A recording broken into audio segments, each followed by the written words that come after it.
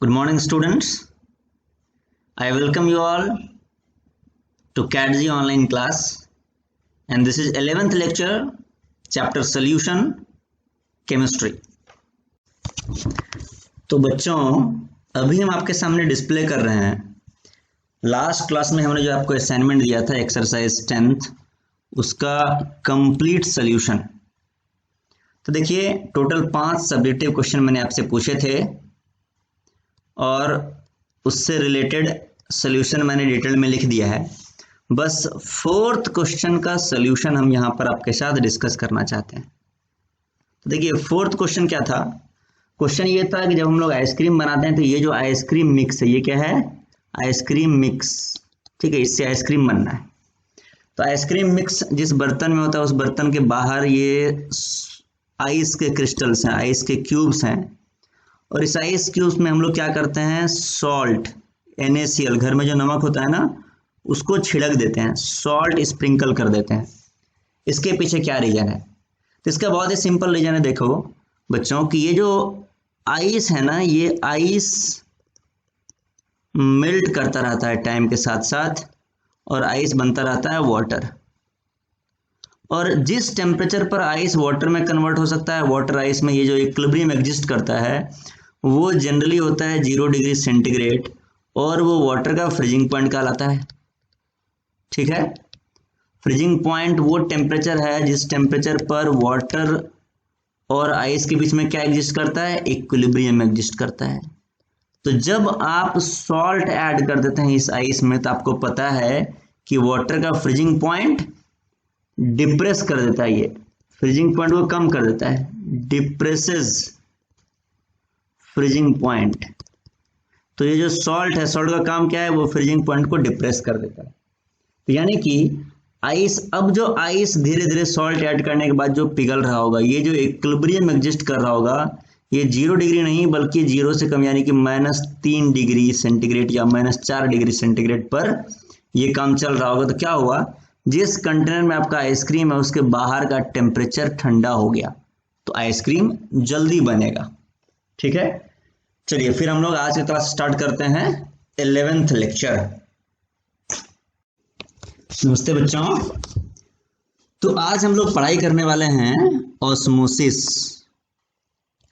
Osmosis के बारे में आपने पहले सुना होगा, जैसे घर वगैरह में जो फिल्टर लगता है ना, वाटर फिल्टर, तो उसमें एक टेक्नोलॉजी यूज होता है रिवर्स ऑस्मोसिस। सुना है आपने? Reverse osmosis. तो ऑस्मोसिस से ही जुड़ा हुआ एक घटना है रिवर्स ऑस्मोसिस। तो ऐसे ही कई सारी चीजें हम आपने ऑस्मोसिस के बारे में सुना होगा। आज हम इसी टॉपिक को पढ़ेंगे कि इसके पीछे का साइंस क्या है। तो ऑस्मोसिस के बारे में जानने से पहले हम आपको कुछ घटना को ऑब्जर्व करने को बता रहे हैं। जैसे आपने एक ग्लास लिया जिसमें वाटर रख दिया और उसमें इंक, ब्लू कलर का इंक इधर ड्रॉप कर दिया आपने। ठीक है, मेरा पेन रेड कलर का है इसलिए उस पर कंफ्यूजन नहीं होना है, आपको कंफ्यूज नहीं होना है। आपने ब्लू कलर का इंक इसमें डाल दिया है, तो आप इस ग्लास को कुछ देर के लिए छोड़ दो। आफ्टर सम टाइम आप क्या ऑब्जर्व करेंगे? आप ऑब्जर्व करेंगे कि ये जो इंक के पार्टिकल इधर थे, ये जो ब्लू कलर वाले पार्टिकल्स आपको दिख रहे हैं, जो कहीं कहीं थे, जो पूरे कंटेनर में फैले हुए नहीं थे, वो अभी यूनिफॉर्मली पूरे कंटेनर में फैल गया है। तो बेसिकली हुआ क्या है कि इंक के पार्टिकल का जो कॉन्सेंट्रेशन है, का जो डेंसिटी है, वो पहले कहीं पर ज्यादा था। ये देख रहे हैं ना, ये कॉन्सेंट्रेशन इधर ज्यादा है, और दूसरे एरिया में, जैसे ये वाला एरिया देखिए, ये सब एरिया में कॉन्सेंट्रेशन कम है। तो इंक के पार्टिकल का कॉन्सेंट्रेशन जिस एरिया में ज्यादा था, उस एरिया से इंक के पार्टिकल पूरे एरिया में, पूरे कंटेनर में टाइम के साथ देखिए आप फैल गए और यूनिफॉर्म कॉन्सेंट्रेशन पूरे कंटेनर में बना लिए। ये आप ऑब्जर्व करेंगे, घर पे भी ऐसा एक्सपेरिमेंट कर सकते हो कि ग्लास में पानी ले लो, उसमें कोई इंक डाल दो आप। ठीक है, चलिए एक और घटना ऑब्जर्व करते हैं। आपने ऑब्जर्व किया होगा, हालांकि इसको देख नहीं सकते हैं, पर आप साइंस में पढ़ते हैं कि अगर एक वायर है आपके पास, वायर के एक साइड हाई वोल्टेज, ठीक है, हाई पोटेंशियल, तो हाई पोटेंशियल अप्लाई कर दो, और दूसरे साइड 0 पोटेंशियल है, लो पोटेंशियल रहे, तो एक साइड से हाई पोटेंशियल से लो पोटेंशियल की तरफ क्या फ्लो करता है, करंट फ्लो करने लगता है, ठीक है ना। तो करंट फ्लो किया क्यों, पोटेंशियल डिफरेंस को खत्म करने के लिए। पोटेंशियल डिफरेंस जो था, पोटेंशियल डिफरेंस किधर था, पोटेंशियल डिफरेंस था ये वाले एंड और ये लेफ्ट और राइट साइड वाले एंड पर पोटेंशियल डिफरेंस था। यहां का पोटेंशियल ज्यादा था हाई और दूसरे साइड का पोटेंशियल था लो। इसी पोटेंशियल डिफरेंस को कम करने के लिए करंट का फ्लो हो गया। चलिए पिछले एग्जांपल में फिर से एक बार आपको रिमाइंड करवा दें। यहां पर क्या फ्लो किया था, तो यहां पर सोल्यूट यानी इंक के पार्टिकल का फ्लो हुआ था। सोल्यूट यानी इंक के पार्टिकल का फ्लो हुआ था, किसको कम करने के लिए, कॉन्सेंट्रेशन डिफरेंस। देखिए ये रीजन है जहां पर हाई कॉन्सेंट्रेशन है, तो ये है high concentration, high concentration reason. और ये वाला रीजन कैसा है, ये है लो कॉन्सेंट्रेशन रीजन। तो हाई कॉन्सेंट्रेशन रीजन से लो कॉन्सेंट्रेशन रीजन की तरफ फ्लो हो गया। किसका फ्लो हुआ, सोल्यूट का फ्लो हो गया। उससे क्या हुआ, फाइनली हर एक जगह का कॉन्सेंट्रेशन बराबर हो गया। यानी कि अलग अलग रीजन में जो कॉन्सेंट्रेशन डिफरेंस था, क्या डिफरेंस था, कॉन्सेंट्रेशन जो डिफरेंस था उस डिफरेंस को क्या किया हमने, कम कर दिया या जीरो कर दिया, कॉन्सेंट डिफरेंस को मिटा दिया, कॉन्सेंट डिफरेंस को रिड्यूस कर दिया, कम कर दिया। तो कॉन्सेंट्रेशन डिफरेंस को कम करने के लिए सोल्यूट फ्लो कर गया था। वैसे हमने बात किया कि पोटेंशियल डिफरेंस को कम करने के लिए क्या फ्लो किया, करंट फ्लो कर गया। वैसे ही चलिए आगे और भी ऑब्जर्व करते हैं। आप देखिए इस पाइप, जो पाइप आपको दिख रहा है ना, स्टील का पाइप, इसके अंदर गैस फ्लो कर रहा है और वो बहुत हाई प्रेशर पर गैस है। कैसे पता चला हाई प्रेशर पर, तो आप यहाँ देखिए मीटर लगा हुआ है, ये मीटर देख रहे हैं, इसमें प्रेशर बहुत ज्यादा हो गया, देखिए 100 यूनिट प्रेशर हो गया। तो इसके अंदर का प्रेशर बहुत ज्यादा है और बाहर ये आपका एटमॉस्फेयर है। ये क्या है, एटमॉस्फेयर है। एटमॉस्फेयर में कैसा है, लो प्रेशर है, लो प्रेशर है। तो हाई प्रेशर और लो प्रेशर रीजन था। अब क्या हुआ कि यहां से थोड़ा सा अगर होल, थोड़ा सा छिद्र होगा, छोटा सा यहाँ पर होल होगा और थोड़ा सा होल मिला, इधर जो बोल्ट वगैरह लगा हुआ है ना वहां पे थोड़ा सा होल होगा और थोड़ा सा होल मिला, तो क्या हुआ, हाई प्रेशर से लो प्रेशर की तरफ फ्लो कर गया। क्या फ्लो कर गया, गैस फ्लो कर गया, ठीक है ना। अब सोचिए अगर गैस ऐसे ही फ्लो करते रहे तो क्या होगा, आफ्टर सम टाइम क्या होगा, जितना प्रेशर इसके अंदर, इस पाइप के अंदर से मान लीजिए सारा गैस धीरे धीरे फ्लो कर गया, तो क्या होगा, पाइप के अंदर भी जो प्रेशर फाइनली होगा कितना आ जाएगा, तो एटमॉस्फेयर का प्रेशर अगर आपका 1 atm है, तो धीरे धीरे जब पूरा गैस पाइप से फ्लो कर जाएगा तो पाइप के अंदर का प्रेशर कितना हो जाएगा, after some time it will achieve 1 atm। तो प्रेशर डिफरेंस था, देखिए दो रीजन में, ये पाइप के अंदर और ये एटमॉस्फेयर, इस दो रीजन में प्रेशर डिफरेंस था। उसको कम करने के लिए, किसको कम करने के लिए, प्रेशर डिफरेंस को कम करने के लिए, प्रेशर डिफरेंस को कम करने के लिए गैस फ्लो कर गया। गैस फ्लो कर गया कहां से, high pressure region to low pressure region, ठीक है। उसके बाद क्या हुआ, अल्टीमेटली रिजल्ट हुआ कि प्रेशर डिफरेंस कम हो गया या फिर जीरो हो गया। आगे देखिए ये भी वैसा ही है। अंदर में आपको पता है कि पानी भरा हुआ है, ठीक है। जैसे मान लीजिए यहां पर जो पानी है, ठीक है, बाहर का प्रेशर बताइए, जैसे कि ये वाला एक पॉइंट है बाहर का प्रेशर कितना होगा, तो ऑफ कोर्स ये एटमॉस्फेरिक कंडीशन है तो बाहर का प्रेशर होगा 1 atm। अच्छा अंदर का यहाँ पर ये जो पानी जहां से गिर रहा है यहाँ का प्रेशर मान लीजिए, तो यहाँ का प्रेशर कितना होगा, तो यहाँ का प्रेशर होगा भाई कि ऊपर से 1 atm तो एटमॉस्फेयर लगा ही रहा है, तो 1 atm प्रेशर तो एटमॉस्फेयर लगा ही रहा होगा, प्लस साथ में यहाँ पर जो आप ये देखिए, ये जो वाटर का हाइट, इससे ऊपर जितना भी वाटर होगा, ये वाला लेवल है ना आपका, ये लेवल है, इस लेवल से ऊपर जितना भी वाटर का हाइट है, ये वाला जो हाइट है, देखिए ये जो हाइट है इसको हम h बोल रहे हैं। तो ये जो h हाइट है, इस लेवल से जो मान लीजिए कि यहां तक पानी भरा हुआ होगा, तो ये जो h हाइट है, इस h के चलते एक प्रेशर लग रहा होगा रो g और h। रो क्या है, रो है यहां पर जो इसके अंदर जो लिक्विड है उसका डेंसिटी है, ठीक है, डेंसिटी है। और g क्या है, ये एक्सेलरेशन ड्यू टू ग्रेविटी है, इसका वैल्यू 9.8 मीटर पर सेकेंड स्क्वायर होता है।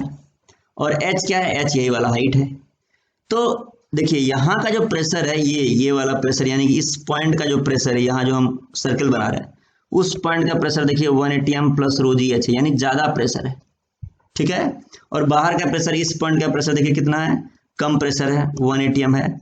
यानी कि प्रेशर डिफरेंस को कम करने के लिए क्या फ्लो कर गया, फ्लो कर गया इधर से वाटर। फिर क्या होगा देखिए, इस होल से जो वाटर निकल रहा है वो कब तक निकलता रहेगा, इस होल से वाटर तब तक निकलता रहेगा जब वाटर का जो हाइट है इस बकेट के अंदर वो धीरे धीरे कहाँ पर आ जाए, वो धीरे धीरे यहाँ पर पहुंच जाए।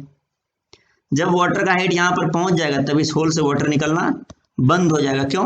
क्योंकि जब वाटर का हाइट यहाँ तक पहुंचेगा तब इस जगह का, ये जो हम दिखा रहे हैं आप देखिए, ये जो जगह दिखा रहे हैं ना, ये वाला जगह, जब वाटर का हाइट यहाँ तक पहुंच जाएगा तो इस जगह पर भी देखिए वाटर का हाइट तो जीरो हो गया।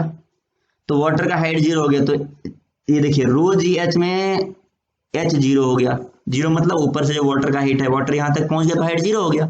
तो प्रेशर बचा क्या, तो प्रेशर सिर्फ 180 m वाला बचा हुआ है। तो यहाँ का प्रेशर भी 180 m और बाहर का प्रेशर भी 180 m, ठीक है ना। तब कोई फ्लो नहीं होगा। तो प्रेशर डिफरेंस को कम करने के लिए, प्रेशर डिफरेंस को कम करने के लिए कौन फ्लो किया है, तो प्रेशर डिफरेंस को कम करने के लिए यहाँ पर कौन फ्लो किया है, फ्लूइड, या फिर बोल सकते हैं लिक्विड फ्लो कर गया है। लिक्विड फ्लो कर गया है। क्यों? प्रेशर डिफरेंस को रिड्यूस करने के लिए, कम करने के लिए, मिनिमम करने के लिए, या फिर जीरो करने के लिए। चलिए और कुछ ऑब्जर्वेशन देखिए आप लोग अपने अराउंड। तो ये देखिए अभी तक जो हमने देखा है ऑब्जर्वेशन, इसके अलावा आप भी बहुत सारा ऑब्जर्वेशन कर सकते हैं, पर हमने जो ऑब्जर्वेशन किया है हम उसके बारे में बात कर रहे हैं। देखिए कि जैसे यहां पर कॉन्सेंट्रेशन डिफरेंस था, क्या था, कॉन्सेंट्रेशन डिफरेंस था, जिसको हम लोग बोलते हैं कॉन्सेंट्रेशन ग्रेडियंट। क्या बोलते हैं? Concentration gradient. कॉन्सेंट्रेशन ग्रेडियंट और कॉन्सेंट्रेशन डिफरेंस वर्ड एक ही है, दोनों में कोई अंतर नहीं है। साइंस में ये टर्म ज्यादा यूज करते हैं, तो आपको कंफ्यूज नहीं होना है ग्रेडियंट वर्ड से। तो कॉन्सेंट्रेशन ग्रेडियंट था अलग अलग रीजन में, जैसे ये वाला एक रीजन है जहां पर हाई कॉन्सेंट्रेशन था और ये एक रीजन है जहां पर लो कॉन्सेंट्रेशन था।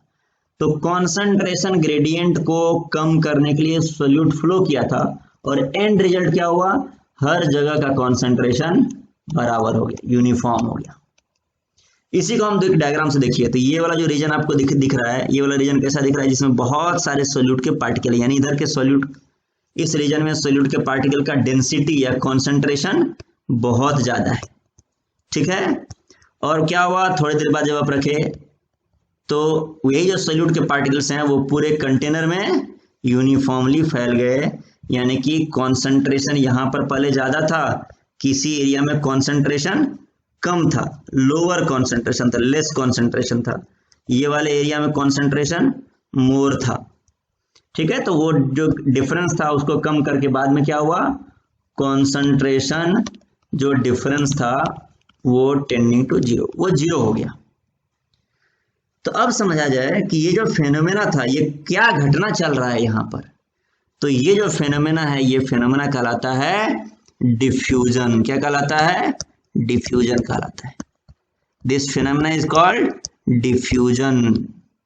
तो एक बार हम लोग डिफ्यूजन, तो चलिए हम लोग डिफ्यूजन को एक बार डिफाइन कर लेते हैं। तो डिफ्यूजन क्या है? It is the net movement. Movement है, किसका मूवमेंट है? Solute particle. ये देखिए ये सोल्यूट पार्टिकल थे ना, ये मूव करके पूरा रीजन में फैल गया है। तो net movement of solute particle from a region of high concentration, किधर से? तो इधर ज्यादा कॉन्सेंट्रेशन था, यहां से चलना स्टार्ट हुआ, किधर को चला?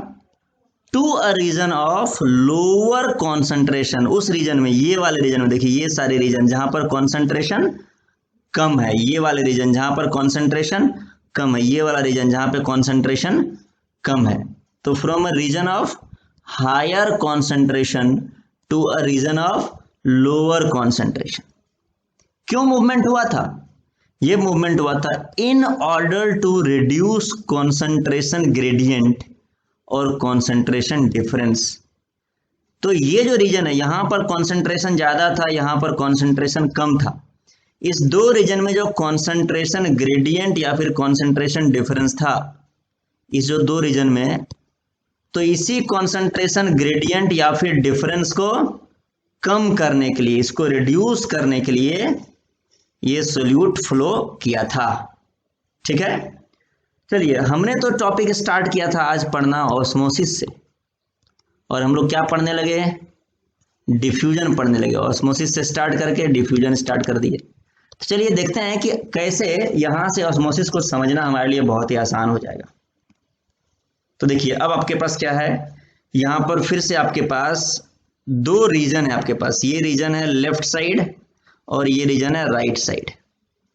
ठीक है, लेफ्ट साइड में देखिए आप इधर मान लीजिए कि आपको लेफ्ट साइड में 100 ml वाटर, कितना ml वाटर है, या 150 ml वाटर मान लीजिए, और राइट साइड में कितना वाटर है तो उतना ही देख रहे होंगे आप, इधर भी 150 ml वाटर देख लीजिए। ठीक है, लेकिन आपको एक बात दिखाई दे रहा होगा कि यहाँ पे जो शुगर के मॉलिक्यूल्स हैं, जो सोल्यूट है, वो कम है। कितने हैं, 1 2 3 4 5 और 6। इधर कितने राइट साइड में, 1 2 3 4 5 6 7 8 9 10 11 12। ठीक है, 13 है, हम 12 ही गिनेंगे, 12वीं पार्टिकल को कंसिडर करते हैं ताकि कैलकुलेशन करना हमारे लिए आसान रहे। तो आपके पास जो लेफ्ट साइड था, लेफ्ट साइड में 150 ml वाटर ml सॉल्वेंट था। ठीक है, सोल्यूट कितने था, तो सोल्यूट थे 6 मॉलिक्यूल्स। कितने मॉलिक्यूल थे, 6 मॉलिक्यूल सोल्यूट के थे। और राइट साइड में क्या था आपके पास, राइट साइड में है आपके पास 150 ml सॉल्वेंट, और सोल्यूट कितने हैं, मान लेते हैं 12 मॉलिक्यूल्स सोल्यूट के हैं। तो बताइए कॉन्सेंट्रेशन किधर ज्यादा है, कॉन्सेंट्रेशन ज्यादा है किधर, राइट साइड में। तो राइट साइड है high concentration reason, high concentration, left side है लो कॉन्सेंट्रेशन। तो होना क्या चाहिए, सोल्यूट को फ्लो कर जाना चाहिए। तो देखिए अगर ये जो 12 मॉलिक्यूल है, 12 में से 3 मॉलिक्यूल यहां पहुंच गए, कितने पहुंच गए, 3, तो ये 6 + 3 कितना हो जाएगा, 9 हो जाएगा। ये 12 - 3 कितना हो जाएगा, 9 हो जाएगा। तो दोनों जगह बराबर सॉल्वेंट और बराबर सोल्यूट, तो सब कुछ मैनेज हो जाएगा, कॉन्सेंट्रेशन दोनों साइड बराबर हो जाएगा। लेकिन हमने क्या किया, यहाँ पर एक मेम्ब्रेन लगा दिया। देखिए एक मेम्ब्रेन है, इधर दिख रहा है येलो कलर का मेम्ब्रेन। इस मेम्ब्रेन का नाम है सेलेक्टिवली परमिएबल मेम्ब्रेन, या फिर इसका एक और नाम होता है semi permeable membrane, permeable membrane. आप बोलेंगे इसका काम क्या है, तो इसका काम है allows movement of solvent but not solute। तो इसका काम है, ये बोल रहा है कि भाई सोल्यूट इधर से इधर जाना चाहता था, लेकिन ये जो मेम्ब्रेन है ना, वो सोल्यूट को जाने नहीं दे रहा है। ये मेम्ब्रेन ऐसा है कि जो किसके मूवमेंट को अलाउ कर रहा है, केवल अपने थ्रू, अपने होते हुए ये सॉल्वेंट को अलाउ कर सकता है, सोल्यूट को अलाउ नहीं कर सकता है। ठीक है ना, अपने थ्रू ये सॉल्वेंट को अलाउ करेगा, सोल्यूट को अलाउ नहीं करेगा। तो सोल्यूट इधर से जाएगा कैसे, आखिर इधर से इधर कैसे पहुंचेगा, तो फाइनली सोल्यूट नहीं पहुंच पाएगा, फिर कॉन्सेंट्रेशन डिफरेंस तो बना रहेगा। तो उसके लिए क्या होना पड़ेगा कि आप एक और दूसरा ऑल्टरनेटिव सोचिए। सोल्यूट पार्टिकल को मूव कराने से अच्छा ऑल्टरनेटिव आपके पास है अभी के सिचुएशन में कि आप सॉल्वेंट को मूव करा दीजिए। आपके पास 150 ml सॉल्वेंट इधर है राइट साइड में, इधर भी 150 ml है, इधर मॉलिक्यूल कम है सोल्यूट के, इधर मॉलिक्यूल ज्यादा है, तो जिधर ज्यादा मॉलिक्यूल उधर ज्यादा सॉल्वेंट भेज दीजिए। तो आप क्या कीजिए, लेफ्ट साइड से राइट साइड में ये जो सॉल्वेंट है ना, वो 50 ml सॉल्वेंट आप यहां से इधर भेज दीजिए, 50 ml। तो इधर कितना बचेगा बताइए, 150 में से 50 चला गया, कितना हो गया, 100 ml बचा।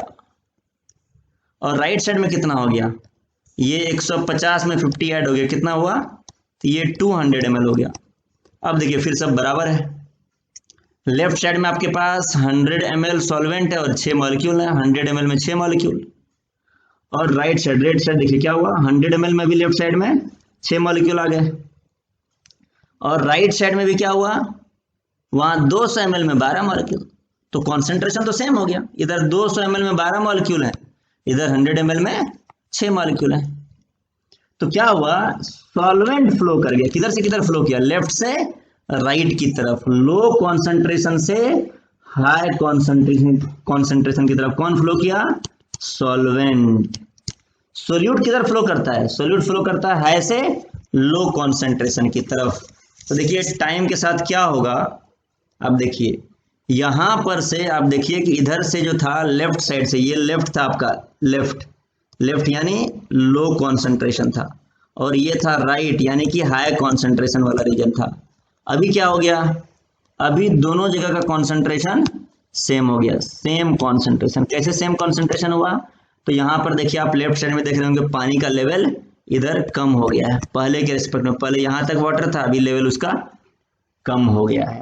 तभी इधर कितना पानी बचा, ये 100 ml वाटर बचा, मॉलिक्यूल कितने हैं, 6 मॉलिक्यूल हैं। इधर कितना पानी बचा, ये 200 ml हो गया, डबल वाटर डबल सॉल्वेंट और मॉलिक्यूल भी डबल, तो कॉन्सेंट्रेशन बराबर हो गया। कौन मूव किया इस बार मूव किया है सॉल्वेंट मूव किया है। इस प्रोसेस को बोलते हैं ऑस्मोसिस। समझ में आ गया सभी बच्चों को। अच्छा अब बताइए ऑस्मोसिस होने के बाद एंड रिजल्ट क्या हुआ, एंड रिजल्ट हुआ कि दोनों साइड कॉन्सेंट्रेशन बराबर हो गया लगभग। तो फिर से यानी कि कॉन्सेंट्रेशन जो डिफरेंस था, वो डिफरेंस कॉन्सेंट्रेशन डिफरेंस जो मेन परेशानी था वो कम हो गया, वो रिड्यूस हो गया, कॉन्सेंट्रेशन डिफरेंस कम हो गया या फिर जीरो हो गया, वो रिड्यूस हो गया। तो अब हम लोग क्या करते हैं, एक बार डिफ्यूजन और ऑस्मोसिस का डेफिनेशन कंपैरेटिवली समझ लेते हैं।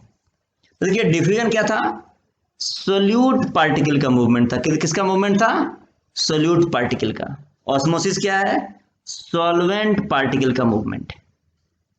डिफ्यूजन में सोल्यूट कहां से कहां चलता था, हायर कॉन्सेंट्रेशन से लोअर कॉन्सेंट्रेशन, और ऑस्मोसिस में सोल्यूट कहां चलता है, तो ये चलता है लो कॉन्सेंट्रेशन से हाई कॉन्सेंट्रेशन। बस एक एक्स्ट्रा बात है कि ये सेमी परमिएबल मेम्ब्रेन के थ्रू चलता है। मकसद दोनों का सेम है, मकसद क्या है दोनों का, in order to reduce concentration gradient और कॉन्सेंट्रेशन डिफरेंस। इसका भी मकसद ऑस्मोसिस का वही है, in order to reduce concentration gradient और कॉन्सेंट्रेशन डिफरेंस। आप सभी बच्चे इस एग्जाम्पल को ध्यान से लिख लोगे, ठीक है। और भी बातें हैं ऑस्मोसिस में करने को, पर हम स्लोली धीरे धीरे वो बातें करेंगे। पहले आप एक क्वेश्चन सॉल्व कीजिए अगर आप ऑस्मोसिस को समझ चुके हैं। चलिए एक क्वेश्चन है आपके सामने, एक कंटेनर रखा हुआ है, इस कंटेनर में दो कंपार्टमेंट है, एक है लेफ्ट और दूसरा कंपार्टमेंट है राइट। सॉल्वेंट वाटर है, आप देख रहे हैं एक्वस सॉल्यूशन लिखा हुआ है हर जगह, यानी सॉल्वेंट क्या है, इधर लिख दे रहे हैं solvent is water, water solvent है। अब सोल्यूट एक साइड कॉपर +2 है जिसका कॉन्सेंट्रेशन 1 मोलर लिखा हुआ है, दूसरे साइड सोल्यूट है अमोनिया और जिसका कॉन्सेंट्रेशन 4 मोलर लिखा हुआ है। इस दोनों जो कंटेनर है ये लेफ्ट पार्टीशन और राइट पार्टीशन या दो कंपार्टमेंट, उसके बीच में सेमी परमेबल मेम्ब्रेन लगा हुआ है, आप देख पा रहे हैं, ठीक है। आपसे क्वेश्चन है, इन विच कंपार्टमेंट इधर लेफ्ट और right the formation of blue coloured compound will take place first. पहले किस साइड ब्लू कलर कंपाउंड कौन सा है, तो कॉपर +2 और अमोनिया के रिएक्शन से। अब बोलेंगे कॉपर +2, ये +2 चार्ज कैसे आया, अमोनिया से रिएक्शन हो गई, ये कंपाउंड कैसे बन गया, वो रिएक्शन एक अलग टॉपिक है, उसको अलग में पढ़ेंगे। मेरा क्वेश्चन है कि अगर ये दोनों, ये लाया गया और बगल में अमोनिया लाया गया, ये दोनों अगर मिक्स होता है, आपस में कांटेक्ट में आते हैं, तो ये ब्लू कलर का कंपाउंड बन जाएगा। ठीक है ना। ये कंपाउंड जो बनेगा, ये कंपाउंड लेफ्ट में पहले बनेगा या फिर राइट में पहले बनेगा। तो आप वीडियो को 2 मिनट के लिए पॉज कर लीजिए और फिर 2 मिनट के बाद आंसर आप ढूंढ लीजिए, सोच लीजिए और फिर मेरे आंसर से मैच कर लीजिएगा। चलिए, तो इसका जो आंसर है वो है नीदर साइड। नीदर साइड, किसी भी साइड में ऐसा नहीं होगा, किसी भी साइड में ब्लू कलर का कॉम्प्लेक्स नहीं बनेगा। रीजन क्या है? रीजन बहुत ही सिंपल है, आप भूल जाइए ये सब कॉन्सेंट्रेशन। सॉल्यूट का क्या कॉन्सेंट्रेशन है लेफ्ट में राइट में? अरे एसपीएम के थ्रू सॉल्यूट का फ्लो या मूवमेंट नहीं हो सकता है। यानी कि इस कंपार्टमेंट से इस कंपार्टमेंट कॉपर नहीं आ सकता है, या फिर यहां पर अमोनिया है तो अमोनिया इधर से इधर नहीं जा सकता, ये मूवमेंट अलाउड नहीं है। यानी कि कॉपर और अमोनिया आपस में कभी कांटेक्ट में आ ही नहीं पाएंगे, तो ये कॉम्प्लेक्स बनेगा कैसे? कॉपर एंड अमोनिया कांटेक्ट में नहीं आ सकते हैं। अच्छा, होगा क्या? अरे एट मैक्स ये हो सकता है कि हाई कॉन्सेंट्रेशन लो कॉन्सेंट्रेशन वाले रीजन से हाई कॉन्सेंट्रेशन वाले रीजन में सॉल्वेंट फ्लो कर जाएगा। जैसे इधर देखिए, इधर 1 मोलर कॉन्सेंट्रेशन है ना, तो यह है लो कॉन्सेंट्रेशन। इधर कितना कॉन्सेंट्रेशन है? 4 मोलर, तो यह है हाई कॉन्सेंट्रेशन। तो लो कॉन्सेंट्रेशन से हाई कॉन्सेंट्रेशन सॉल्वेंट फ्लो करेगा। कौन फ्लो करेगा? सॉल्वेंट यानी वाटर फ्लो करेगा। कॉपर और अमोनिया कभी एक दूसरे के कांटेक्ट में नहीं आएंगे। चलिए हम लोग और आगे बढ़ते हैं। अब कुछ एग्जांपल्स देखते हैं कि डे टू डे लाइफ में ऑस्मोसिस कहाँ ऑब्जर्व होता है। आप देखिए, ये कंटेनर में सूखा हुआ चना, इसको चिक पीस बोलते हैं, ये ड्राइड है, ठीक है, ड्राई चिक पीस है। इसको आप पानी में डाल दीजिए तो क्या होगा? आप ऑब्जर्व करेंगे कुछ देर के बाद इसको पानी में, एक दूसरे कंटेनर में पानी में डाल देंगे तो ये फूल जाता है, स्वेल कर जाता है। स्वेल कर गया, इसके अंदर वाटर एंटर कर गया है। क्यों? क्योंकि देखिए, जब आप इसको पानी में डालते हैं तो ये जो चना का जो ऊपर का लेयर है ना, ये एसपीएम है, ठीक है। तो इसको आपने क्या किया? पानी में डाल दिया, पानी से भर दिया। तभी क्या है कि यहाँ पर ये जो पानी है ना, और अंदर में चना के अंदर में क्या है? कॉन्सेंट्रेशन। किसका कॉन्सेंट्रेशन? अरे चना के अंदर में बहुत सारे मिनरल्स होते हैं ना, या पौष्टिक तत्व जिसको बोलते हैं, न्यूट्रिएंट्स, वो सॉल्यूट है, उसका चना के अंदर में कॉन्सेंट्रेशन ज्यादा है, और उन न्यूट्रिएंट्स का कॉन्सेंट्रेशन वाटर के अंदर लो है, लो कॉन्सेंट्रेशन है। तो क्या करता है? जो बाहर में वाटर आपने रखा है वो वाटर, ये जो एसपीएम है, चना का जो लेयर है ऊपर वाला, ये एसपीएम होते हुए लो कॉन्सेंट्रेशन से वाटर चना के अंदर चला जाता है। यह ऑस्मोसिस, उसके चलते चना फूल जाता है या चिकपीस गेट्स स्वेल्ड। एक और एग्जांपल है, हमारे जो बॉडी का सेल होता है ना, आपको पता है कि हमारा बॉडी सेल से बना है। तो हमारे जो बॉडी का सेल होता है, इस सेल का सर्वाइवल, ये सेल कैसे जिंदा रहता है, ये सेल कैसे न्यूट्रिएंट्स को, या जो पौष्टिक तत्व होता है उसको कैसे अपने अंदर ऑब्जर्व करता है। तो ये देखिए, ये जो सेल वॉल है ना, सेल मेम्ब्रेन, जो सेल मेम्ब्रेन है, ये सेल मेम्ब्रेन होता है एसपीएम, सेमी परमेएबल मेम्ब्रेन, ठीक है। तो क्या होता है कि सेल के अंदर जो है वेस्ट प्रोडक्ट, जैसे सेल कोई फंक्शन करता है ना, तो सेल अगर कोई फंक्शन करता है, कोई काम करता है, तो उसमें वेस्ट प्रोडक्ट जनरेट होते हैं। तो सेल के अंदर वेस्ट प्रोडक्ट का कॉन्सेंट्रेशन जैसे ही बढ़ता है, कब बढ़ेगा? जब सेल ने कोई काम किया हो। तो ऑफकोर्स बात है, जब सेल ने कोई काम किया हो तो उसके अंदर वेस्ट प्रोडक्ट बढ़ जाएगा कुछ, और वेस्ट प्रोडक्ट बढ़ेगा तो सेल को बाहर से, अब सेल को एनर्जी, कोई काम किया तो एनर्जी लूज किया होगा, तो उसके लिए बाहर से इसको न्यूट्रिएंट्स वगैरह का सप्लाई चाहिए। तो जब सेल के अंदर वेस्ट प्रोडक्ट का कॉन्सेंट्रेशन बढ़ जाता है, तो बाहर से जो सेल के बाहर जो बॉडी के अंदर वाटर होता है, आपको पता है ना बॉडी में 60% से ज्यादा वाटर है। तो जो बॉडी के अंदर वाटर है, ये वाटर देखिए इधर इस सब रीजन में ना, इधर ये वाटर है बॉडी के अंदर, सेल के अराउंड ये वाटर आता है। उस वाटर में कॉन्सेंट्रेशन कम है सोल्यूट का, और सेल के अंदर कॉन्सेंट्रेशन बढ़ गया है, तो ये वाटर सेल के अंदर एंटर करता है, और जब वाटर एंटर करता है तो बहुत सारे पौष्टिक तत्व को, बहुत सारे न्यूट्रिएंट्स को अपने साथ ले जाता है, और इस तरीके से सेल सरवाइव करता है। खैर ये तो बायोलॉजी में आप इसके बारे में डिटेल्स में पढ़ेंगे, लेकिन ये एक इंटरेस्टिंग फैक्ट था तो हमने आपसे डिस्कस कर लिया है। ठीक है, चलिए केमिस्ट्री पॉइंट ऑफ व्यू से इसका कुछ खास यूजेस नहीं है। एक और क्वेश्चन है कि आप बहुत देर तक अगर कपड़े वगैरह कभी धोए हो या पानी में हाथ रखते हैं तो ये हाथ में देख रहे हैं ये रिंकल आ गया, ये स्वेल कर गया हाथ। कैसे स्वेल करता है? तो बॉडी के अंदर जो है, बॉडी के अंदर भी वाटर है, वो भी सॉल्वेंट है वाटर, और बॉडी के अंदर जो वाटर उसके अंदर कॉन्सेंट्रेशन, ब्लड वगैरह में बहुत सारे मिनरल्स हैं, बहुत सारे सॉल्ट हैं, प्रोटीन्स हैं, तो उधर कॉन्सेंट्रेशन क्या है? ज़्यादा है, हाई कॉन्सेंट्रेशन है। और आप बॉडी को पानी में डालते हो तो जो फिंगर के अराउंड का जो एरिया है, ये फिंगर के बाहर का जो एरिया है, जब बकेट में पानी के अंदर आपने डाला हाथ, तो जो वाटर है प्योर वाटर, उधर कॉन्सेंट्रेशन, उधर जो मिनरल्स वगैरह हैं वाटर के अंदर उसका कॉन्सेंट्रेशन कम है। तो क्या होता है, बाहर से वाटर, ये जो हमारा फिंगर होता है ये भी एसपीएम होता है, सेमी परमिएबल मेम्ब्रेन जैसा होता है, और बाहर से वाटर एंटर कर जाता है इस फिंगर्स के अंदर, और ये फिंगर कैसा हो गया है, आप देख रहे हैं स्वेल कर गया है।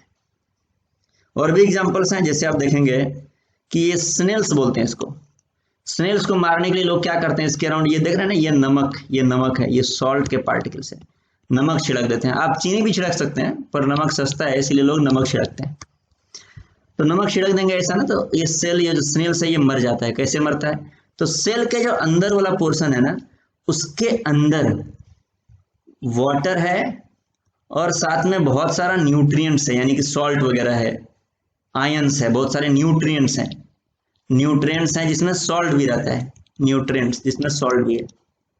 और बाहर आप सॉल्ट छिड़क दिए, जो बाहर देख रहे हैं सॉल्ट बहुत ज्यादा है, हाई कॉन्सेंट्रेशन है, हाई कॉन्सेंट्रेशन,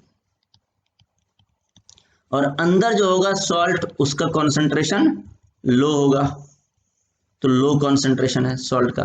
तो क्या होगा, सेल के अंदर जो वाटर होता है वो वाटर, देखिएगा सेल का ये जो कवर है ना बाहर वाला, इसका सॉरी स्नेल्स का ये जो बाहर वाला कवर है, ये एसपीएम नहीं है, ये एसपीएम नहीं है।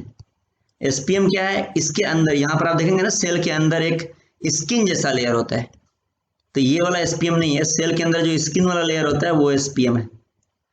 तो क्या होता है, इधर ये जो इसके अंदर जो इस स्किन वाला लेयर है ना, तो उसके थ्रू वाटर जो है, चूंकि अंदर में कॉन्सेंट्रेशन लो है, तो उसके थ्रू वाटर निकल के बाहर सॉल्ट में आ जाता है, तो अंदर का जो पोर्शन होता है वो कंप्लीटली ड्राई हो जाता है, सूख जाता है, और स्नेल्स मर जाता है। एक और इंटरेस्टिंग फैक्ट, वो क्या है, हमें प्यास क्यों लगता है? खास करके जब आप सॉल्टी फूड खाएंगे,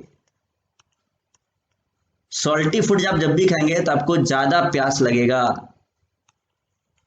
आप सोच सकते हैं क्यों?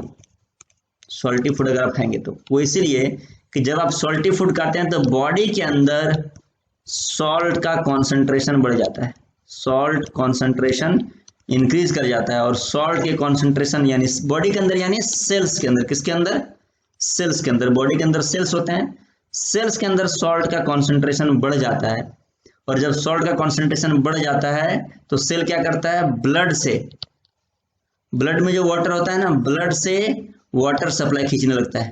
हमने आपको ऑलरेडी बताया कि सेल का जो मेम्ब्रेन होता है वो कैसा होता है, वो एसपीएम होता है।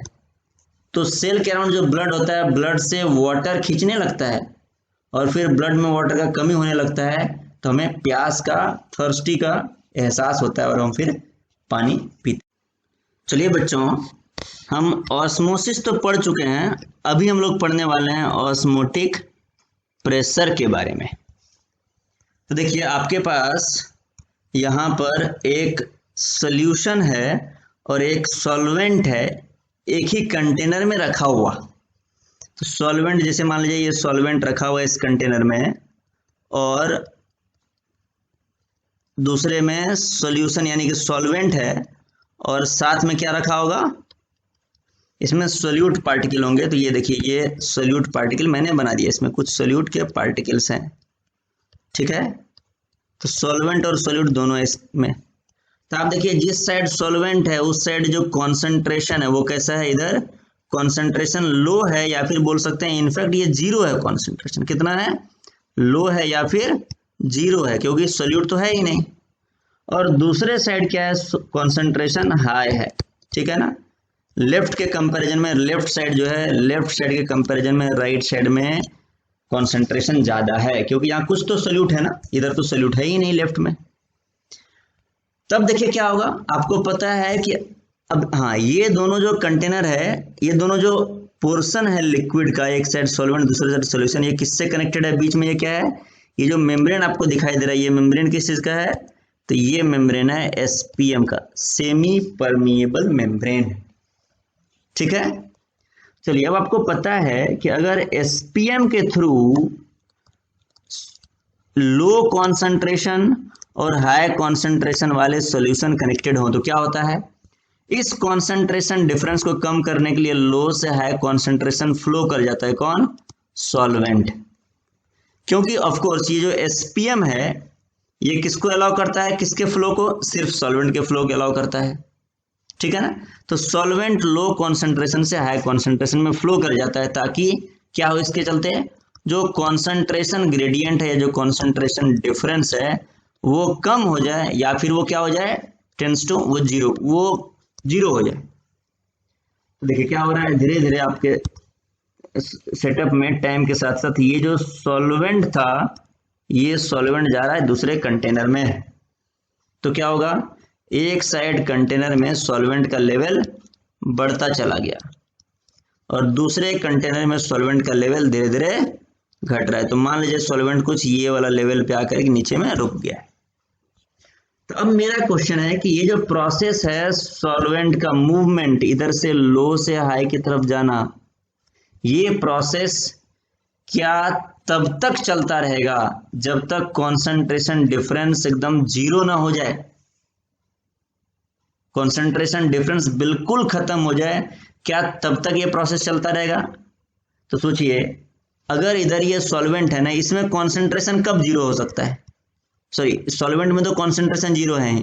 सॉल्यूशन में कभी भी, सॉल्यूशन साइड में कभी भी क्या कॉन्सेंट्रेशन को आप जीरो कर सकते हैं? तो आंसर है नहीं, क्योंकि यहां कुछ ना कुछ तो सोल्यूट रहेगा ही ना, कुछ ना कुछ तो सोल्यूट रहेगा ही। आप कितना भी सॉल्वेंट इसके अंदर मिला दो, इस साइड में कितना भी सॉल्वेंट ऐड कीजिए, सोल्यूट तो रहेगा ही। तो कॉन्सेंट्रेशन जीरो नहीं हो सकता है, बल्कि लेफ्ट साइड का कॉन्सेंट्रेशन तो हमेशा जीरो है। तो ये जो कॉन्सेंट्रेशन का डिफरेंस है वो कभी जीरो नहीं हो सकता, वो जीरो के आसपास बहुत कम हो सकता है, पर एग्जैक्ट जीरो नहीं हो पाएगा। Concentration difference is not equal to zero. ये बस जीरो को क्या करेगा, it will tend to zero, ये जीरो की तरफ जाना चाहेगा, मतलब कम होना चाहेगा। तो अब बताइए कि आखिर ये मूवमेंट, क्या यहां से सारा सॉल्वेंट धीरे धीरे लेफ्ट साइड से खत्म होकर के इधर चला जाएगा?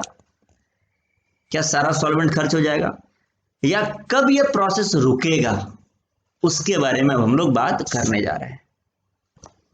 तो देखिए हुआ क्या है, ये जो मूवमेंट हुआ है ना, इस मूवमेंट के चलते एक साइड आपका लेवल बढ़ गया लिक्विड का। देखिए जैसे आप देखेंगे ना, राइट साइड में लिक्विड का लेवल फाइनली कितना हो गया, ये एक हाइट हम बना दे रहे हैं, देखिए ये वाला हाइट अचीव हो गया लिक्विड का लेवल।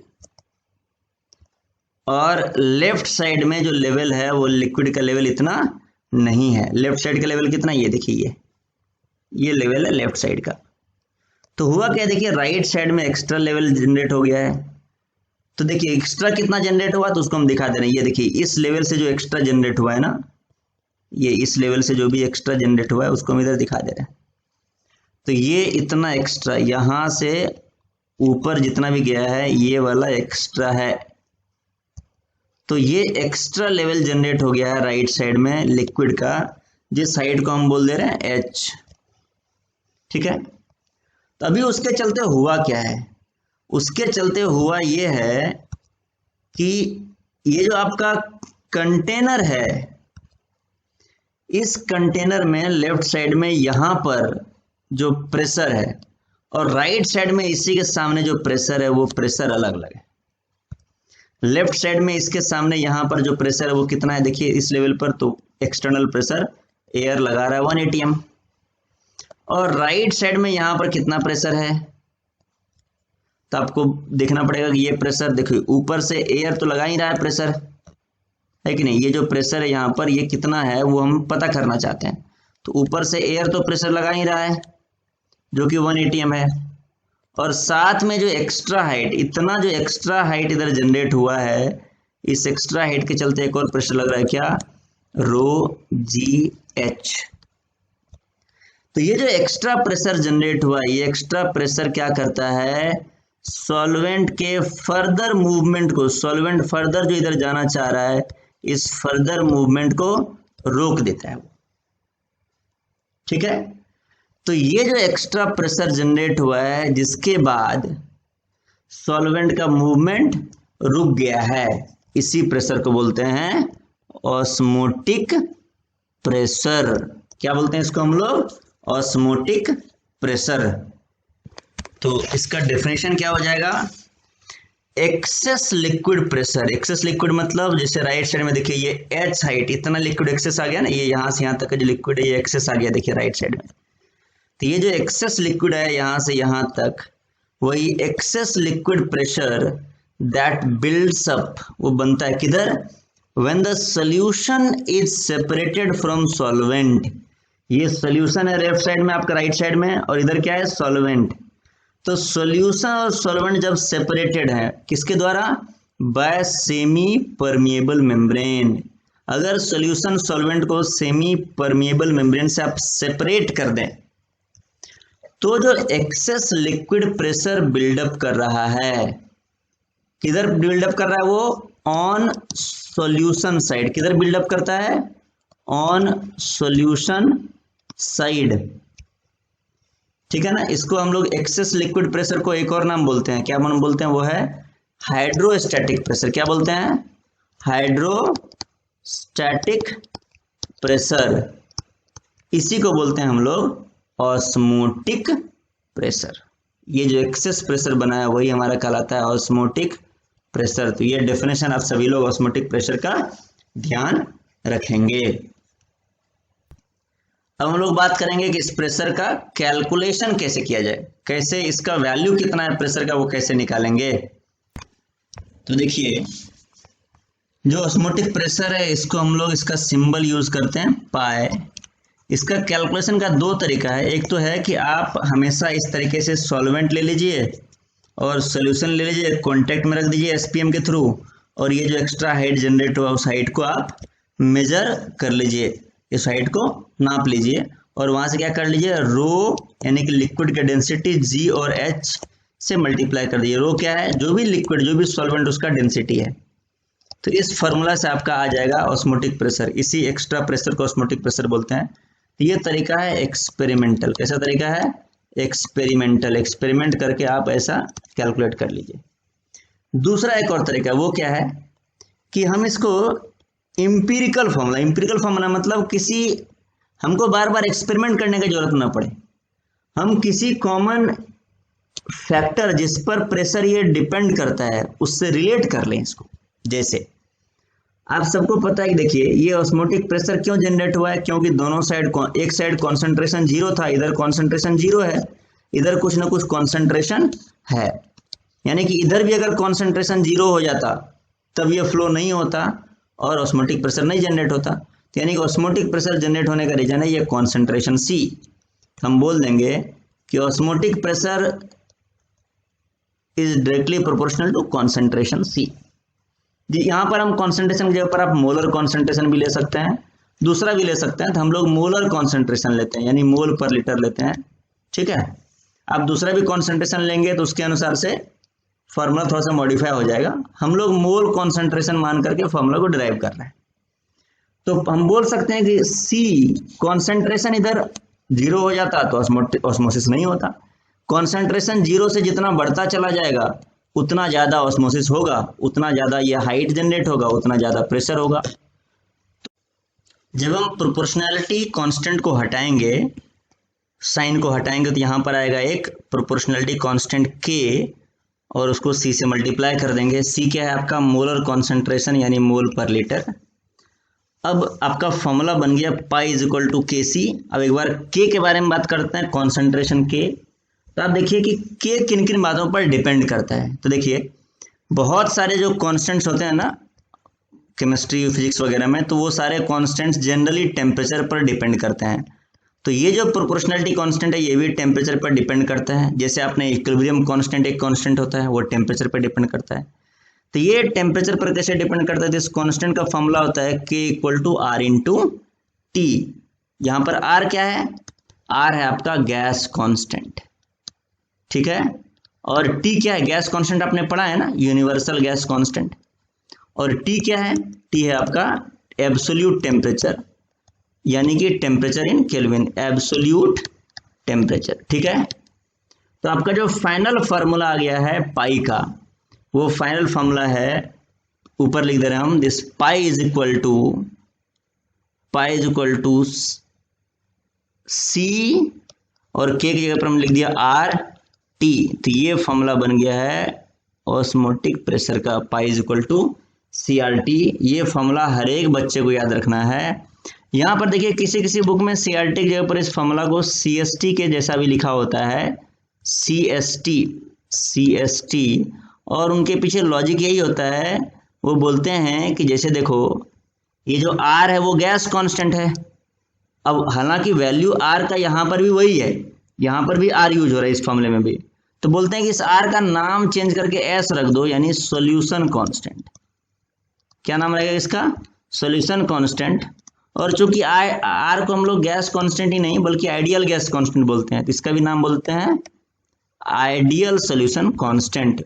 बट ये जो S है R है, ये दोनों सेम क्वांटिटी है, और ये जो R का वैल्यूज है वो क्या क्या होता है, तो आप सबने पढ़ा है pi is equal to CRT में।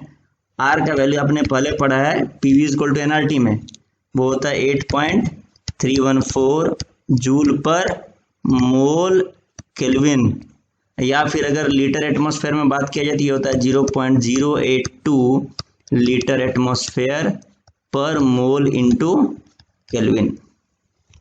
तो अब हम लोग एक क्वेश्चन सॉल्व करेंगे, और उस क्वेश्चन सॉल्व करने के बाद हम पाएंगे कि हमारा जो कॉन्सेप्ट है और ज़्यादा स्ट्रेंथन हो गया है ऑस्मोटिक प्रेशर का कैलकुलेशन से रिलेटेड। ये क्वेश्चन है, calculate the osmotic pressure of a solution which contains 1 mole urea in 1 litre solution at 25 degree centigrade. तो आपको क्या करना है, आप सबसे पहले वीडियो को पॉज करके खुद से सॉल्यूशन लिख लीजिए और फिर मेरा सॉल्यूशन देखिएगा। तो आपको फॉर्मूला लिख देना है pi is equal to C R T या सी एस टी आप बोल सकते हैं, सी एस टी, और आर और एस जो है दोनों आइडेंटिकल, एक ही क्वांटिटी है, दोनों का वैल्यू सेम है। तो चलिए सी कितना है आपका, देखिए कॉन्सेंट्रेशन है, मोलर कॉन्सेंट्रेशन, वो होता है mole of solute by volume of solution in litre. तो ये हो गया सी, आर हो गया 0.082 litre atmosphere by mole into kelvin, और टी का वैल्यू आपको रखना पड़ेगा 25 डिग्री सेंटीग्रेड को केल्विन में कन्वर्ट करके, एब्सोल्यूट टेम्परेचर रखना होता है, वो हो जाएगा 298 केल्विन। तो यहाँ पर इनटू आप कर देंगे इनटू 298 केल्विन।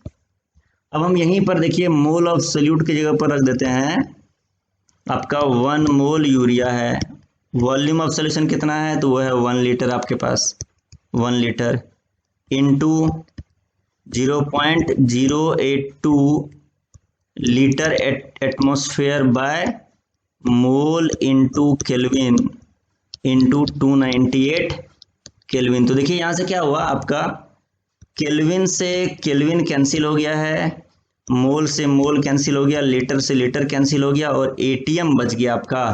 तो यानी कि अगर आप एटीएम में प्रेशर लाना चाहते हैं तो आपका जो आर का वैल्यू यूज करोगे, कौन सा वैल्यू यूज करोगे आर का, 0.082 लीटर एटमॉस्फेयर पर मोल केल्विन, ठीक है। आर का यही वाला वैल्यू आपको यूज करना है अगर आप एटीएम में प्रेशर चाहते हैं। तो अगर आपने आर का एसआई यूनिट यूज कर लिया तो प्रेशर आपको एसआई यूनिट में आएगा, लेकिन फिर आपको क्या करना पड़ेगा, इधर वॉल्यूम ये जो है ना, ये वॉल्यूम को एसआई यूनिट में कन्वर्ट करना पड़ेगा। तो वॉल्यूम हमने यहाँ पे लीटर लिया है, आपको उसको मीटर क्यूब में रखना पड़ेगा। इसीलिए आप आर का कभी भी एसआई यूनिट नहीं रखोगे, वो चीज़ों को और कॉम्प्लिकेट कर देगा। तो आर का आप यही वाला वैल्यू हमेशा यूज करोगे, कौन सा, 0.082 लीटर एटमॉस्फेयर पर मोल इनटू केल्विन। तो यहाँ से आपका आंसर आ जाएगा 24.6 ATM।